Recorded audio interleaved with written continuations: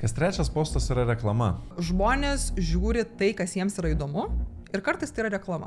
Žmogus galų galiai jisai pasirenka atverti tą savo piniginę, ne? Ir jeigu jis pasirinko tą piniginę atverti, žmogus yra tam tikra prasme pažeidžiamas, galima jo manipuliuoti ir ypatingai su visais algoritmais, kurie mūsų supranta geriau negu mes patys. Nespauskit mygtuką, žinai, spaudžia tą mygtuką. Man atrodo, buvo Black Friday dealas, kur buvo nepirk šitos triukės. Bet aš dabar noriu iš principo darysiu. Visos Amerikos prezidentų kalbos yra parašytos 5-6 lygmenių. Ne dėl to, kad jie yra kvaili, ne dėl to, kad jų publikos yra kvailas. Dėl to, kad tai aš kaip elgsenos specialistė, aš bandau suvokti, kokia yra ta tikroji žmogaus intencija, kaip jinai iš tikrųjų veikia, tai kaip mes mąstom, taip kaip mes motyvuojam save ir kitus. Visa tai yra išlikę mumise kaip pasurvinių žmogui. O su kokiais klausimais dažniausiai tave kreipiasi verslai ar žmonės? Tai dažniausias klausimas visą laiką yra, kaip padaryti, kad pirktų, ką aš noriu parduoti versus ko useriui reikia. Ar asmeninis brandas šiandien parduoda geriau negu verslas? Aš pasitikiu tuo, ką aš pažįstu. Aš žmogum pasitikiu labiau negu kažkokiu neaišku logotipu, nes kas yra logotipas? Nu nieko, paveiksliukas. Kaip žmonės veikia šitie skaičių žaidimai?